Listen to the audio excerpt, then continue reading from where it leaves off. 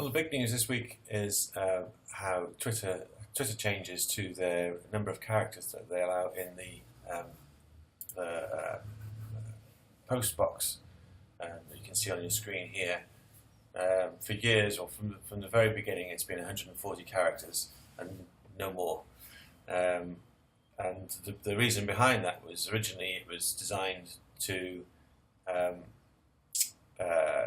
be used. Twitter was designed for use on a mobile phone, and back in the days when Twitter started, mobile phones weren't smart like they are now, and the character limit on sending a message by mobile phone was 140 characters. So they just copied that and used that on Twitter because they wanted people to be able to tweet via sending text messages off their phone. So, and it stayed at 140 characters. People like the length of that. It adds some brevity to your posts. You have to be very precise. You can't have long conversations, long drawn-out arguments on Twitter. You have to keep everything short and snappy.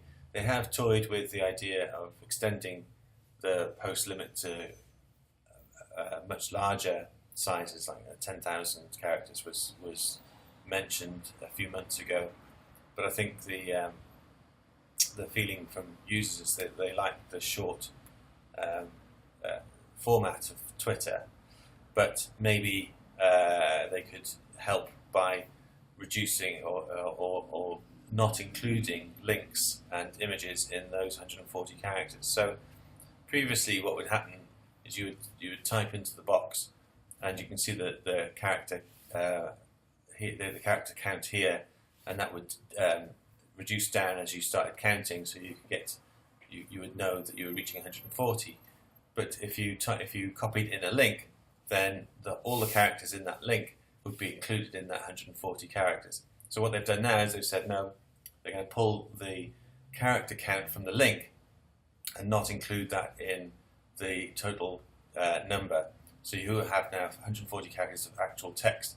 Now, to demonstrate how this works, I'm going to post a tweet of one of our blog posts that we've done this week. So this is the actual blog post. So here's the title of the blog, and obviously here's the URL of the blog. I want to put that link into the post, into the tweet.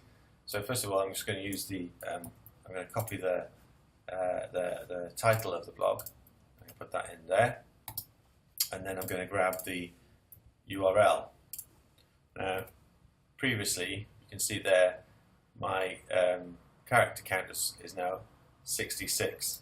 So watch what happens now when I start to, or continue to type.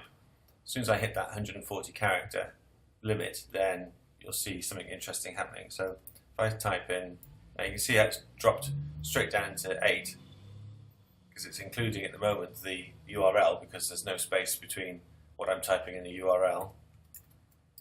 Interesting. And then as soon as I put a space in, it's ignoring the character count on the actual URL. And again, it's doing it. See how it's dropping? It's not including the URL. So now I have 140 characters. I've got another 13 characters I can use in that tweet, and it will still stay within the 140 limit. So interesting development from Twitter. They are constantly trying to improve Twitter. I think they have a challenge.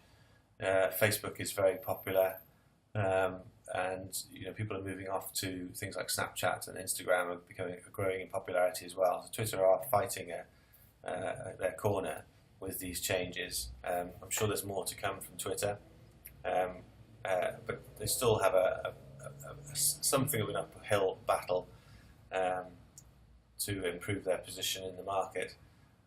But these are good changes. This is welcome. I think most people appreciate being able to use the 140 characters without the URL being included in that as well. So good changes, and we'll see what else Twitter has up its sleeve in the coming months.